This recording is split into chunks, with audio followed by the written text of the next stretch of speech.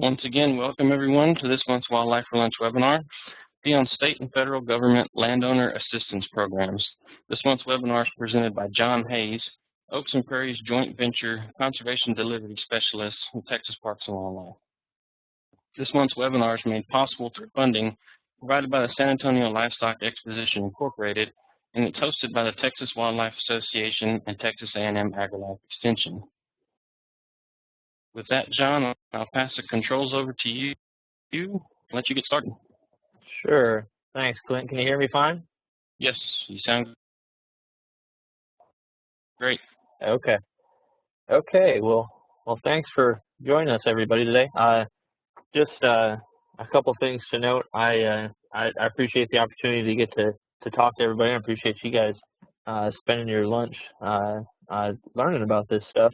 I'm going to try to make this as interesting and engaging a talk as possible, but as you can imagine, government programs aren't always the most exciting thing to learn about. So where we might lack in excitement, hopefully we'll make up for in usefulness to you folks, and just want to make sure you guys, those of you that are landowners, know that there is quite a bit of money out there to help, money and finances and services to help Texas landowners achieve the wildlife management goals that they're looking to achieve. So with that, I'll get started. As Clint said, my name is John Hayes. I'm a Conservation Delivery Specialist for the Oaks and Prairies Joint Venture. What that is it's a partnership of government and non-government organizations that have the shared objective of restoring bird populations, in particular in Texas and Oklahoma. So a lot of the work I do is concentrated on quail, turkey, other grassland birds. But I'm not going to limit what the programs we're talking about today to those species. What we're talking about is applicable to all, although I might use northern bobwhite in particular is an example for a number of the different programs, just because it's what I'm most familiar with.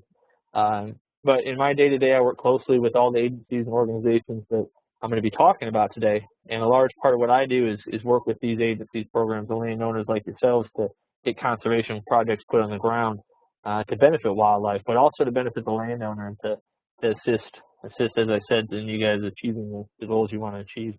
So I'm going to be talking about financial assistance programs that are available in Texas in particular. I'll be giving you some information today on Farmville Programs offered by the U.S. Department of Agriculture, both through the Farm Service Agency, the FSA, and the Natural Resource Conservation Service. Talk a little bit about the Partners for Fish and Wildlife program that the Ecological Services branch of the U.S. Fish and Wildlife Service provides. I'll also talk about some programs offered at the state level, which includes the Texas Parks and Wildlife Landowner Incentive Program. Then also, I don't have it listed here, but I'll mention the Pastures for Upland Birds program, which is another program that's available to folks in a certain area of the state. And I'll also mention the program that I help administer, which is the Oaks and Prairies Joint Venture Grassland Restoration Incentive Program. I just want to spend a little time describing at the end some different types of assistance that are available to landowners in Texas, including tech guidance that all of the agencies that I'll be talking about today provide in one form or another, and talk a little bit about Prescribed Burn Association, a growing and important force in delivering conservation and habitat on the ground. And then equipment and capacity support that so often folks are looking for when they're trying to do these types of things, these types of projects that we'll be talking about. So with that, I'll move on to the first group of programs that I'm talking about today, which is also the biggest and most well-funded, and that's the USDA Farmville Programs. And as everyone probably heard, this past winter, the U.S. Congress passed a new Farm Bill. These are massive bills, contain a wide range of programs that we could spend all day talking about, really, and still not get through. But we won't do that. We'll restrict our conversation to what's called the conservation title programs of the Farm Bill. So just to highlight some changes that came out of the most recent Farm Bill was an overall reduction of about $6 billion in the funding for conservation title programs. Along with this, there was a consolidation and elimination of programs that shrunk the number of programs from 23 to 13. And don't worry, we're not going to talk about all 13 today. The next two bullets both concern compliance with certain conservation standards in order to remain eligible for programs. The first is aimed at ensuring that farmers participating in crop insurance programs aren't draining wetlands, and then the sod saver amendment requires that participants in EQIP and other programs are ineligible if they were plowing previously unplowed grasslands. Those are both additions that have been considered over the years and have been in place in one way or another, but they were strengthened, at least with the sod saver program was put into place in a number of different states in the north, not applicable here, but still an interesting change. The easement programs, which I'm going to mention a little later, receive baseline funding, which is something they haven't had in the past. And then the voluntary public access program has been reauthorized to the tune of $40 million. The only reason I mention that here is that Parks and Wildlife is in the process of applying for $2.2 million of that, which will be used to provide public hunting areas throughout Texas to the public. So it's something you guys might want to utilize in another way. So let's talk about some of these Farmville programs specifically, though. First, the Conservation Reserve Program. This is by far the largest Farmville program in Texas. It's run by the FSA, and the main purpose is to remove highly erodible land from production in order to avoid return to the Dust Bowl days that gave rise to a lot of these programs and agencies in the first place. To be eligible, the farmland must have been in production 4 out of 6 years between 2008 and 2014, and the land can only be enrolled during announced signups. Texas has 3.2 million acres of CRP, primarily in the Panhandle. There's some significant pockets around the North Texas, around the Red River as well. About $250 million comes into Texas landowners from this program each year, so it's a pretty big sum of money. Some changes specific to this program are that the overall program was reduced from 32 to 24 million acres. Significant reduction, especially considering that 32 was a reduction from years past as well. 2 million acres of that will be converted, and this is nationwide, will be converted to grazing lands, grazing lands program, which will allow grazing infrastructure to be installed on these lands, as long as it's complying with the original conservation plan and takes into account concerns such as nesting season for important species. It'll also provide an annual payment of up to 75% of the grazing value. So that seems like a pretty good deal for those lands that might not have fallen into CRP in the past. In the past, emergency haying and grazing required a 25% drop in payment, and that's no longer the case as well. So the Conservation Reserve Program, there's national competition for these contracts, which is judged based on an environmental benefits index score. These contracts are for 10 to 15 years with rental rates averaging $25 to $35 per acre in Texas. Something to note is that these lands aren't just left to their own devices. They've required mid-contract management to ensure they exist in high-quality condition for the resources in return. And again, that's a change from decades past. A little bit more about that mid-contract management. It includes practices like prescribed burning, disking, mowing, interseeding with native grasses and forbs, planting some woody species where appropriate, and thinning trees, which also where appropriate, it can allow more haying and grazing availability. And haying and grazing, even in non-emergency situations, is allowed, but there is still a 25% reduction in the rental rate in those cases, and must be done in compliance with the conservation plan. There's another type of CRP called continuous CRP, which pays rental on maintenance of buffers on mostly cropland, but also can be used on some pasture land. These buffers are areas of preferably native vegetation that can be either grass or in some cases shrubs and trees. They serve many functions. They greatly benefit various resources, such as wind breaks, prevent topsoil erosion, filtering sediment, and filters from runoff, and aiding in longleaf pine restoration, wind traps, shelter belts, grass waterways, buffer strips, field borders, and a particularly popular program one I work a bit with is establishing them for bobwhite buffers. Those areas between crop fields or between pastures can prove to be vital corridors for bobwhite movement and other species movement, and they're an important piece on the landscape. So move on to another Farmville program, the Environmental Quality Incentive Program, or EQIP. It's one people hear about quite a bit. This is administered by your local NRCS office. Every county has an NRCS district conservationist. That's the person to talk to for this program. This one tends to have a little more applicability to landowners that are doing wildlife work on their property. EQIP's main purpose is to reduce serious threats to soil, water, and other natural resources, which includes wildlife habitat as well. And about 60% of it's applied to lands that have livestock on them. So once again, this is something that seems a lot of our wildlife lands share land use with grazing as well. This is a pretty important program for a lot of those properties. It's a program that's also experienced some changes under the newest Farm Bill, the most significant of which is the rolling into the Wildlife Habitat Incentive Program, or WIP. Now, for anyone that isn't familiar with these programs, WIP and EQIP were almost the same program, basically, except for one major difference, which is that WIP could be used on lands that weren't considered in production. So you didn't have to be a producer to participate in WIP, but you do to participate in EQIP. Now that the two have been combined, the EQIP standards are the one that remain the same, and you now do have to be a producer to qualify for any of those funds. Now, that being said, the bar for qualifying as a producer is not always set that high. So if basically you have any production at all, be it a few cows, hay production, you can likely qualify.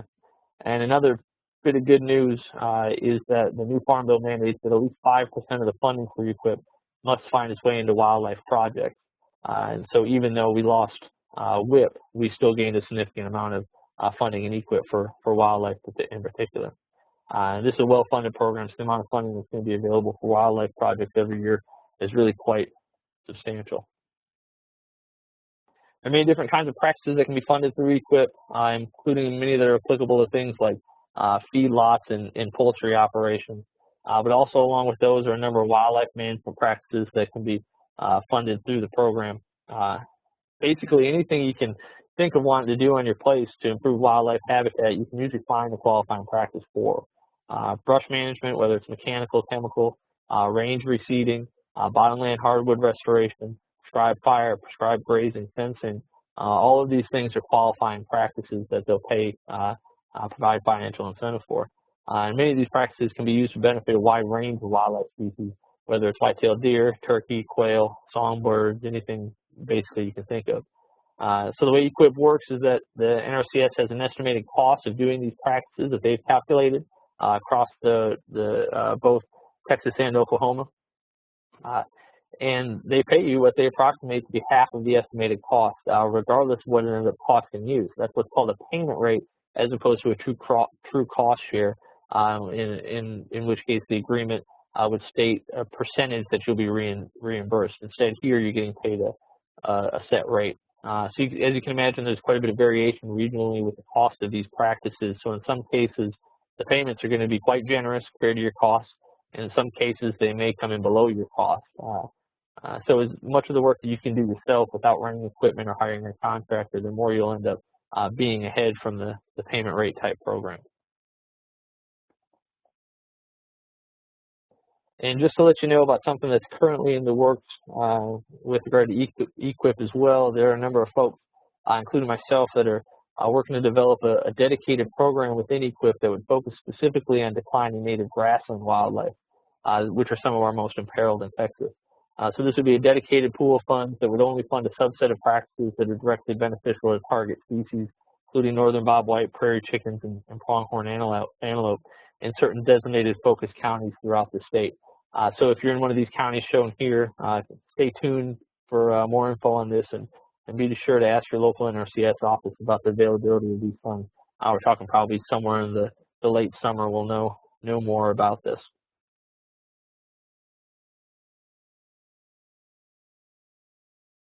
So moving on to the Farmville easement programs. Now, if you're not familiar with the idea of a conservation easement, the basic concept is that a landowner is selling a portion of the rights that come with being a landowner. You retain ownership, but in most cases you're selling either the right to develop or making significant changes to it you're selling the right to make significant changes to it for an agreed upon period of time, which can be a number of years or can be permanent. Current Farm Bill restructured these existing programs by combining what used to be called GRP and FRPP into one program called the Agricultural Land Easement Program. For these, the land trust is going to be involved and going to provide some of the matching contributions as well. There's also a Wetland Reserve Easement Program, which used to be called WRP, which will pay 100% of the market price for a permanent easement or up to 75% for 30-year contracts. So just a note on these easement programs. I talked with quite a few landowners, and for the most part, I don't hear a lot of interest among Texans for selling away some of their property ownership rights, understandably.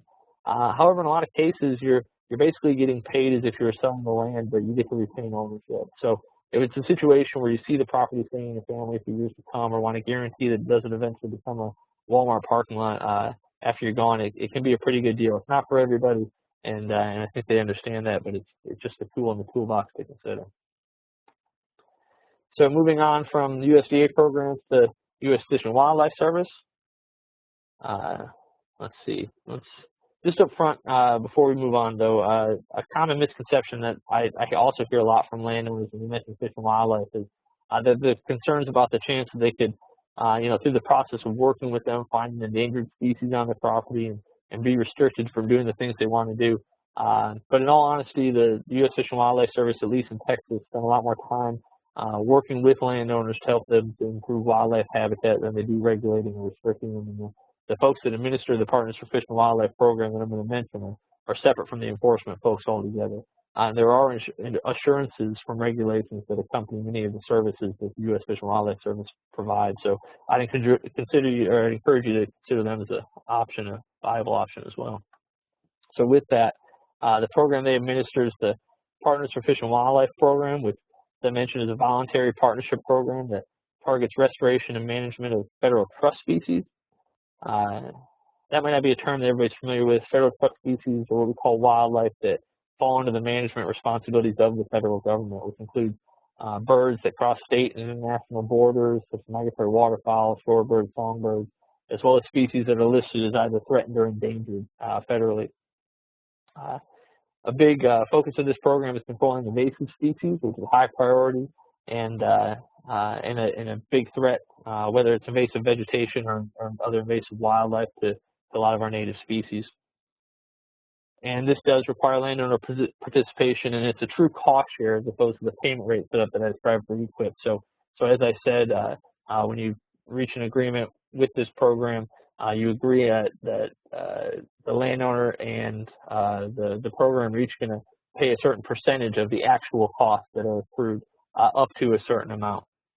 So you provide our receipts and invoices to be paid back for that. So basically the way it works is that landowners working with U.S. Fish and Wildlife Service biologists develop a restoration plan. The plan's reviewed, ranked, and selected on merit, cost, availability of funding, obviously. The program requires a 10-year agreement, which basically means you have to abide by the plan for up to 10 years, or else you have to pay back any payment you receive. The landowner or contractor conducts the work, and the landowner is reimbursed up to 60% of the actual cost of that project. The main focus areas for this program, and this is, I think this is an up-to-date map. I'm pretty sure it is. This was, I know it was up to date as of last year. I believe they're still using these. But these areas are selected on the basis of needs of identified groups of species, and the conservation plans that are developed are geared towards those particular species in each of these areas. So in the Edwards Plateau, there's a lot of focus on golden cheek warblers, black-capped vireos. You're probably not going to be building a wetland unit. You may start to notice that many of these areas of the state, for a lot of these programs, overlap, which is not by accident, but it's really a result of kind of large-scale planning that these agencies engage in together. Identifies areas of greatest significance and potential for achieving objectives. So that grassland EQIP concern area that I mentioned a bit ago lines up pretty well with that dark blue area. The Fish and Wildlife Service is also concerned with grassland bird decline in. So if you are in one of those highlighted counties and want to learn more about this, the program, the Fish and Wildlife Program has 9 staff biologists that work for it, and here are the regions they cover in the state. This is, these guys cover quite a bit of area, and obviously you're somewhat limited in the resources. They work a lot to leverage partner efforts as well, like Parks and Wildlife and NRCS. So if it's likely that if your area is one where U.S. Fish and Wildlife Service is regularly working, you can probably talk to your local Parks and Wildlife biologist and staff from some of these other organizations to get in touch with the local U.S. Fish and Wildlife Service staff and beginning to develop a wildlife management plan. But with that being said, here's the phone numbers for these folks, and they're great folks to work with. I know each one of them, and it's worthwhile just hearing from them and talking to them. And I encourage anyone to get in touch with them and feel that might have a plan in your place that could benefit the species of concern that they're interested in. So moving on next to Texas Parks and Wildlife Programs. First is the Landowner Incentive Program, which is basically designed to aid landowners interested in providing or improving habitat for candidate, threatened, or endangered species. Now, this list of there's state threatened and endangered, and there's federal threatened and endangered. This list varies a little bit with the state, but for the most part, there's a lot of overlap. But those are the main types of species that LIP is concerned with helping. So in the past, LIP's been available statewide, but now it's more limited to specific regions or focus areas. And the most recent one for this year is focused on the Trans-Pecos and Edwards Plateau areas of the state, and the threatened and endangered species that live in those areas. Special considerations are given for projects that provide long-term protection and monitoring, and exceed the minimum landowner contributions that the program requires. So to participate in LIP, landowners need to get in touch with their Texas Parks and Wildlife biologists and work with them to first draft a wildlife management plan that will guide the activities and applications. Programs a true cost share as well, and so on the application you provide a budget, the estimated cost of the work that you plan on doing, and then you show what percentage of that you'll provide either in cash or with labor or equipment, and what percentage you're asking for from the program. As I mentioned on the last slide, the applications that bring the most match are given preference. So these projects are reviewed, and new projects are funded approximately twice a year. LIP funding is generally pretty limited and highly variable by the year. So when it does become available, I'd encourage you to jump at it because it may not last for long, and it may not be around for this in the same region or county the following year.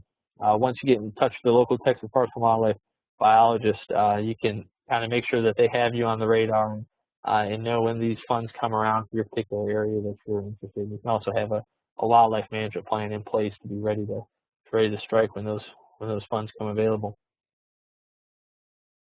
Another TPWD program that went away briefly but is now actually returned is somewhat limited in range, but it's a neat program nonetheless, and that's the Pastures for Upland Birds program. And so PUB, we call it PUB, Pastures for Upland Birds, with a specific goal of restoring native grasses to areas that have been invaded by one or more introduced species. And just to explain quickly why that's so important, by far the greatest limiting factor for northern bobwhite grassland birds, turkey, is the existence of adequate nesting and brood rearing cover. And what historically provides that cover was the type of native perennial bunch grasses that once dominated the prairies of Texas. So most folks automatically think about food when they think about what wildlife needs out of its habitat, but the reality for most species is that food's not actually limited at all, but rather cover or shelter is. So tall grasses that grow as a bunch or a clump, as opposed to a turf or mat or dense stand, provide the right kind of structure needed for nesting and then for the young chicks to run around and find insects in the brood rearing time. So our native prairie grasses include big blue stem, little blue stem, yellow Indian grass, switchgrass, and a lot of other Tidose grama, which is the state grass of Texas. Bermuda grass, Bahia grass, old world blue stems, most of these introduced grass species don't provide that structure. So what Pastures for Upland Bird program does is provide herbicide to kill those exotic grasses in a pasture. Then it provides the use of a specialized seed drill The reason you need that specialized seed drill is a lot of that native grass seed is really kind of light and fluffy seed, and a regular seed drill doesn't necessarily feed it through very well. It tends to clump and not get put through the drill. So those specialized drills that are made for native seed have a special seed box on them that has a hopper with an agitator that makes sure that they feed correctly. And those are available in different parts of the state. This program in particular will provide one for you. And it also covers a portion of the cost of the native grass seed. So like some of the other programs I mentioned, the range of this program is somewhat limited. It's basically the easternmost grasslands and savannas of Texas. So it's kind of that eastern corner until you hit the piney woods. So if you live in those areas, get in touch with your local Parks and Wildlife biologist again. He or she will know of this program and what you need to do to participate. And they likely, most of the folks in this, most of the biologists in this area probably have a number of landowners that are already participating. So they can talk you through it pretty well. Just a note, if I didn't already mention this, all of these programs that I mentioned before will also likely cost here on native grass restoration if that's a particular interest to you. So, and it might be my own bias, but that's one of the most important things that we can do on this landscape. We want to ensure it supports viable populations of many of the species that are showing our greatest declines. And white-tailed deer as well use those tall grasses as bedding sites in places they leave their fawns when mom goes out and forages and browses for food. So on that note, move on to a program that is provided by the outfit I work for, the Oak Prairie Joint Venture, aimed at addressing specifically the decline in those grassland species that I mentioned. So just real quickly, the mission of the joint venture is to plan for and facilitate the habitat conservation research and outreach needed to ensure sustainable population of priority bird species in the Edwards Plateau and Oaks and Prairies region. So I've shown you a number of maps. This is our map showing our part of the state. And really what we're working to, through our different partners, which include Parks and Wildlife, NRCS, U.S. Fish and Wildlife Service, is to address these grass and bird declines, which I already mentioned. A lot of people are surprised to see these numbers. This is showing the breeding populations over the last 50 years for that area on that last map I showed. And so we all know about northern bobwhite decline, but something like eastern meadowlark, loggerhead shrikes, scissor-tailed flycatchers, common birds that we see. You might not always be able to identify them, but common birds that you see quite often on fence posts or on power lines by your pasture are showing significant declines as well. Eastern meadowlark, less than 3/4 of what there were 50 years ago. So it's not just the game birds, but the other birds we're concerned about. The specific program, the Grassland Restoration Incentive Program that we have through the Oaks and Prairies Joint Venture is focused on these particular counties, whether it's Clay, Montague, Shackelford, Callahan, Arthur, Baylor, Throckmorton up north, Navarro, Ellis, are those purple counties there, and then Washington, Austin, Fayette, Colorado, Lavaca, Karnes, Wilson, DeWitt, and Gonzales are all involved in this, and all places where we've seen decline in bobwhite and grassland bird populations over the last couple decades. So we use the same cost estimates as EQIP uses. We pay a little more of a percentage of the estimated cost, though. We pay up to 75%. There is it's rolling enrollment, so there's not an annual or semi-annual review. You can sign up for it whenever. We try to make it flexible and timely. The money is actually handled by the National Wild Turkey Federation, and it doesn't go through a federal contracting or state contracting process, so it makes it move a little quicker than some of those other programs. And these are the actual payments that we pay for any practice, and might not be easy to see here and go through all now, but basically paying for brush management, whether it's mechanical or chemical, prescribed burning, putting in fire breaks, building fences, reseeding native grasslands, and then doing disking and those kind of things. And these are the rates we pay. A little higher than EQIP, but comparable. And just a note, if you in the next couple months, actually, we're going to update this based on new numbers. So if you were to pursue this program and found out that these numbers change on you, we're not doing a bait and switch. We're just in the process of updating these, which we'll try to do annually.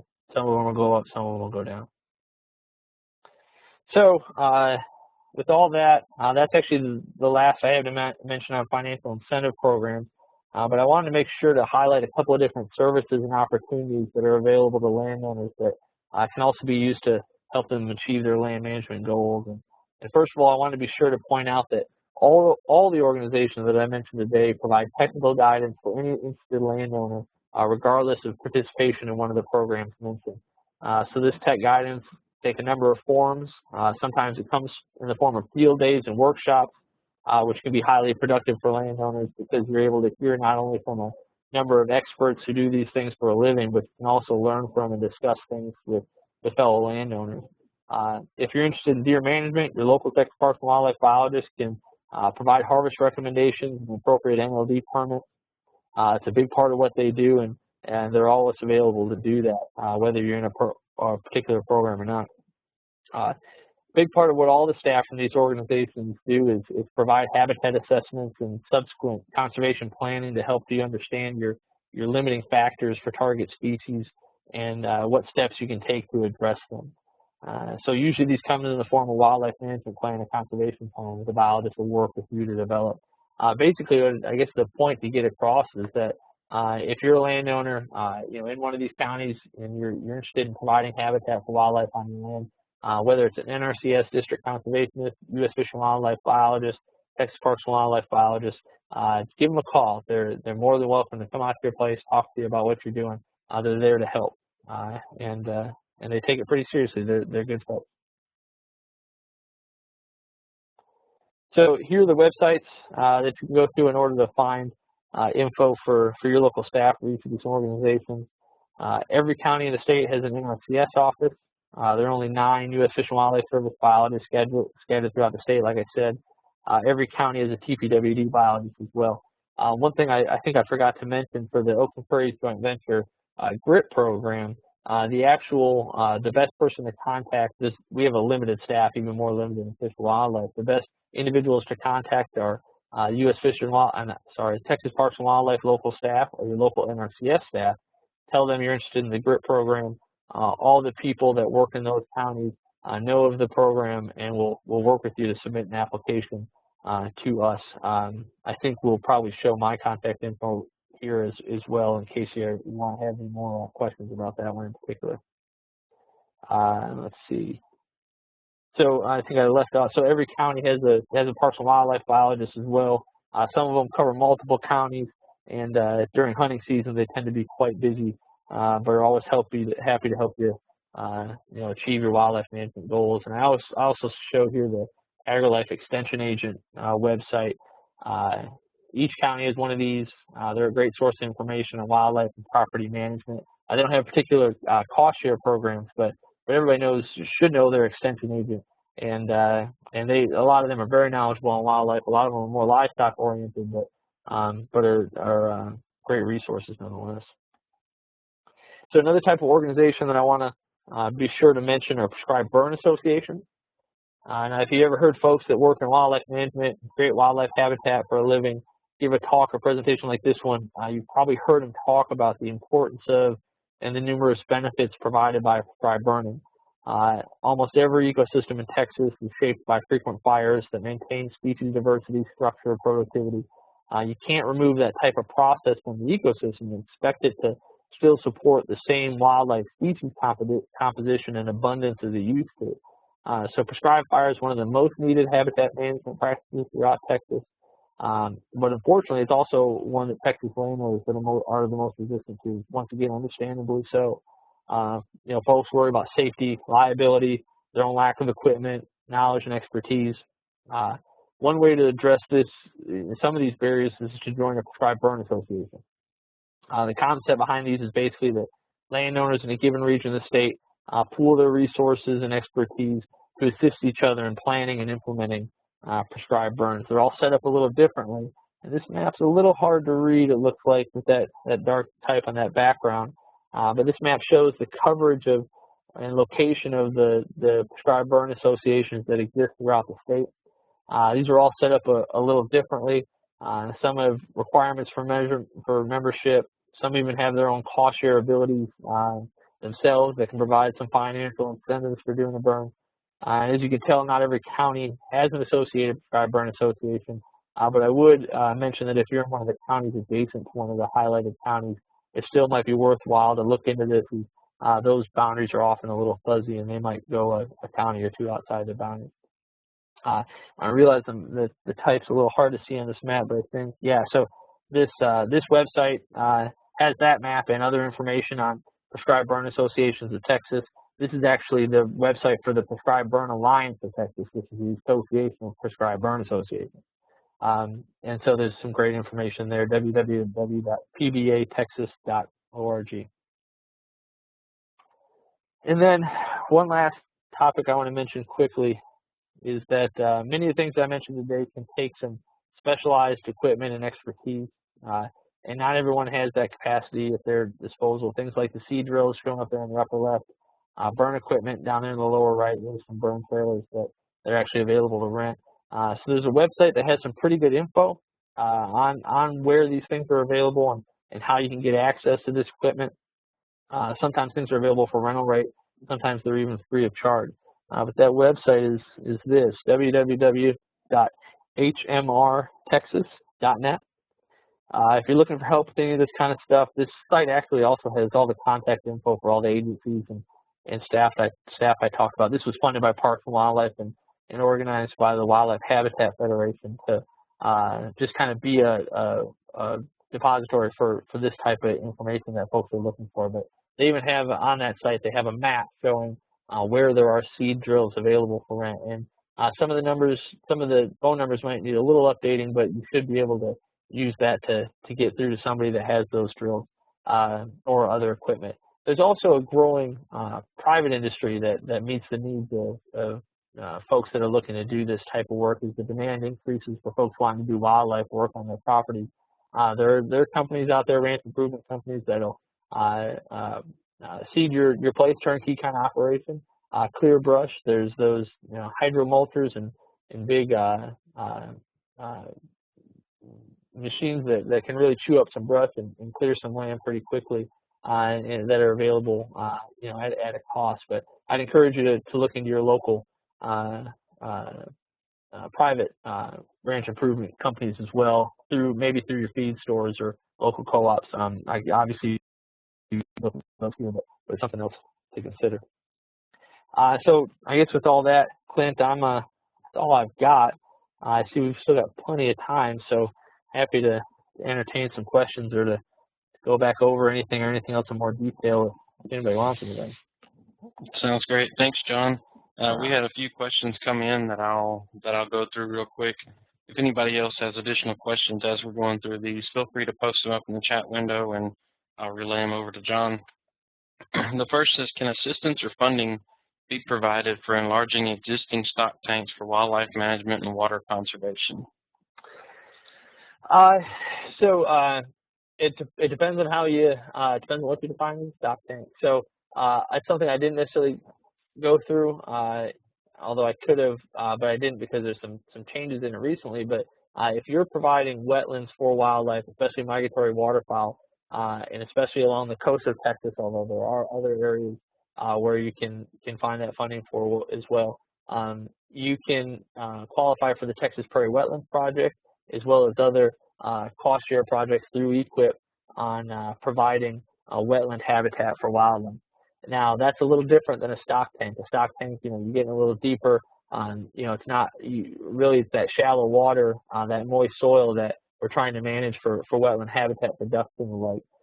So as long as the water project is something that's going to provide, a true wildlife-friendly wetland, there are programs for that. So the first place would be with your local NRCS DC, and then look into that EQIP program. So yes. Okay. The next question is, are there minimum acreage sizes that must be met for some, if not all, of these assistance programs? Yes. It varies by program. There are some that don't, and many of them don't. But some of them do. It kind of varies by program. But I wouldn't discourage anybody that, even if they've got a small piece, I wouldn't discourage anybody from looking into it. You might find that you just might meet the minimum qualifications, but just expect it. In some cases, there are those. Okay. What programs are best suited to combat feral hog infestations, if any? Ooh. So right now, I don't believe now. EQIP, the NRCS does not fund any feral hog abatement. Parks and Wildlife does not. I don't believe Fish and Wildlife Service does either. There is one place, government agency that's been working on this, and that's the Texas Department of Agriculture. In the last couple of years, I'm not sure if they're continuing it, but they have what they call their county hog out. I think it's called Hog Out Grant Program, and what they've done through that program is provide funds to the county for certain counties throughout the state that qualify to that applied for the grant. They've provided funding for them to provide a bounty at the county level of $5 a tail, something like that. That's the closest thing I've seen to a program that provides a hog abatement sort of support. I'll let you know right now, one of the things that's also that Parks and Wildlife in particular is working on, it's kind of a stay tuned sort of thing as well, is working on delivery mechanisms for chemical control of feral hog populations. So sodium nitrate, which is actually a compound that's used to put in processed meats as well as a preservative, actually can be lethal to feral hogs if given the right dose. There's some research going on through Parks and Wildlife right now, testing with the EPA and FDA to get this product in a way that's target specific to hogs out in the commercial market. So although that's not direct funding, that's somewhere where there's work being done in that regard. There's also some rumors of the U.S. Department of Agriculture having a pot of money that they're going to provide to the states in some way or another to fund feral hog abatement. But that's the most I know about it, and as far as I know, there's nothing that's been put forward that's available to landowners yet. So long answer to say that not a lot of help. Sorry. Okay, can you add a couple comments come in on the previous question? Can you quantify a small piece of land like 5 acres, 100 acres? Sure. So it depends on the program. With some programs, there aren't those limits. I know with the GRIP program in particular, we are specific to areas of the state. So an area in the southeast area that I showed on the map, we actually we say the project area has to be 25 acres or more, but any individual treatment could actually be less than that. So as long as you're managing 25 acres or more for grassland bird habitat, the treatment that you're doing, whether it's brush clearing or native grass reseeding, only has to be 10 acres in size. So that's just a little ballpark of the kind of size we're talking about. Most of the other programs, though, especially NRCS, I don't think they have limits, although they might have limits on certain practices like putting in a wildlife or a wetland unit. I believe the Texas Prairie Wetlands Project requires a certain size, which I'm not sure what that is, but that's kind of the ballpark. And it varies by parts of the state as well, and the type of land ownership size. So in big country out west, some of those limits might be on the higher end, but in areas where there's much more fragmentation, the programs are usually a little more willing to work with those type of situations. Okay, the next question we have says, my forestry consultant has recommended prescribed burning and brush clearing. What programs would be best to apply for? In a forestry situation, that's out of the, I would say NRCS EQIP, absolutely. And then also, depending on the part of the state, there's also Fish and Wildlife Service concerns over red-cockaded woodpecker, which is an endangered species which benefits greatly from prescribed burning and those type of forestry practices. So there's probably Fish and Wildlife Service funding available for that as well. And so I would look into the Partners Program for Fish and Wildlife as well as the NRCS EQIP Then also the prescribed burn associations are something, another organization you might want to look to. They might not provide funding, but they can provide some assistance in doing that work. Okay. Any programs from U.S. Fish and Wildlife to support or subsidize fish restocking? Not from Fish and Wildlife, which is the federal agency. Texas Parks and Wildlife. No, I don't believe so. None that come to mind.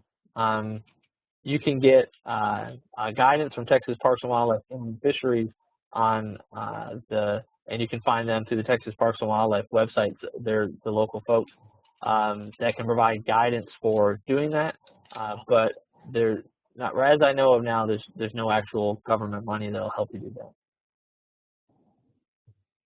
that. Okay. And if I'm wrong on any of these, somebody else has information, I'm welcome to hear it or have them provide it. Okay.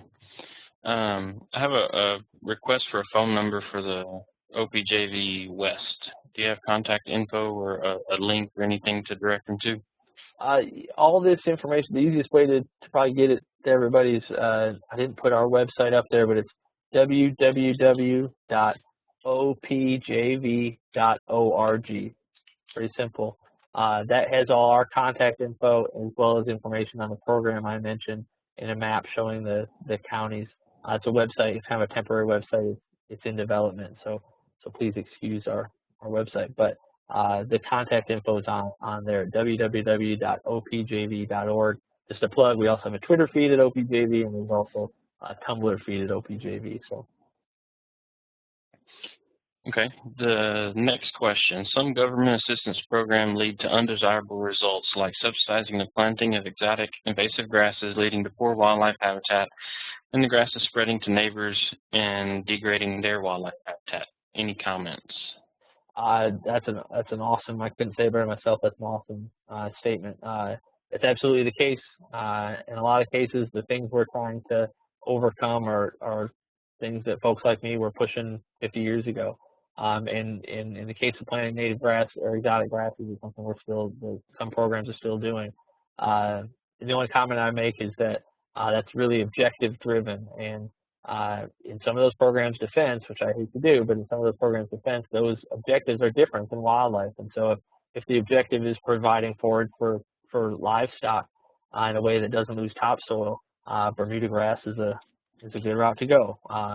Now, the wildlife-specific programs are all going to have a clear objective. So anything Partners for Fish and Wildlife, Park and Wildlife programs, I'm pretty sure I can guarantee that none of them would ever provide funding for those type of practices. But that's a very good point. Duly noted. Okay, back to the questions. Are there programs to assist beekeepers? Yeah, NRCS EQIP seems to be my common go-to answer, but EQIP has a practice for providing pollinator habitat, basically reseeding areas with a native wildflower heavy mix, and providing that habitat. I don't know about as far as beekeeper hives and infrastructure, stuff like that. I don't know of anything that directly helps that, but putting that pollinator habitat out there is something, and that's something that benefits a number of wildlife species as well. Okay. This person is having difficulty finding source for disking fields. Any contacts other than the local feed stores? Or suggestions where to find contacts? Actual equipment. Talk to your neighbors. Talk to. Let's see. Go to that HMR Texas website. See if there's anybody in your particular area. Actually, probably if you're dealing with that in your area, it's likely that other folks in your area have dealt with that lack of supply for those type of services as well. So what I would actually do is talk to one of your local professionals, whether it's Parks and Wildlife or NRCS or even AgriLife, and tell them that you're having trouble finding that, and they might say, hey, I know this guy or these folks are doing that. So I would check with your local professionals is probably the best answer for that. Okay. The next question says, we have seen a lot of older oaks dying off lately. Are there any programs for reforestation and to determine why this is happening? I'll answer that last part of it first. I mean, most of the oak loss we've seen in the last couple of years has been drought driven. Although there is oak wilt in certain parts, absolutely the drought can have kind of a lagging effect too. So a tree might die but not show it until the next growing season. So that's causing a lot of that loss. In certain areas of the state, there's places where you can get help restoring that where appropriate, bottomland hardwood restoration, that sort of stuff. That being said, one of the things that I try to talk to landowners quite a bit about is that there's natural things that happen, and natural processes that happen, and I like a beautiful oak tree as much as anybody, but in certain places of the state, the grasslands, the post-oak savanna, blackland prairie type areas, the Gulf Coast, we probably have more oak trees in those areas than we naturally would anyway, and so some dieback is probably returning to a somewhat historic condition as well. So as much as we mourn the loss of any one tree, on a larger scale, loss of trees in the grasslands of Texas isn't always a negative. So just take that into consideration. But I'd look at NRCS EQIP bottomland hardwood restoration for funding if you're in the right part of the state. Okay. Are there any programs to assist with the control of red imported fire ants? Fish and Wildlife Service under the Partners Fish and Wildlife Program might provide some of that. I know they're doing some work on that in the refuges to look at the impact that has. Although I can't say that I know of anywhere where they've actually funded that type of work. So no, not really. Just a note on that. One of the things that we tend to, sorry, Clint, can you hear that? I've got a plane flying over me. Sorry. Oh no, it's not too bad. Okay. One of the that's a question we get a lot with quail in particular and grassland birds is the impact of fire ants. Although fire ants can absolutely hurt a quail chick and reduce insect availability for those birds, we've seen a much stronger correlation between the loss of habitat in areas where we've seen bobwhite decline as we have with red imported fire ants. Quail are kind of a particular species where they always seem to be running around looking for a place to die, and if one thing doesn't kill them, it's going to be another. And so if they're able to cope with that, if they're able to produce more birds, the loss of habitat really inhibits them being able to produce more birds, which would allow them to also cope with red imported fire ants. So so with that species in particular, don't automatically go to fire ant control. But if you are interested in fire ant control, I think the Partners Fish and Wildlife Service might be your best bet. Okay, and the last question we have right now is salt cedar considered an invasive species? And if so, are there funds to support eradication? Yes and yes. Most of those programs I mentioned would group salt cedar in with the brush control. It's every species, most species can be considered invasive somewhere and not other places. So salt cedar, depending on the area, it absolutely could be categorized as such. So like I said, NRCS EQIP, Fish and Wildlife Service Partners Program. We under the GRIP program, we'd fund, although we don't have a lot of salt cedar problems in those counties we're talking about, we would fund that sort of effort as well. So yes, if it's part of a brush management problem or brush management need, then absolutely.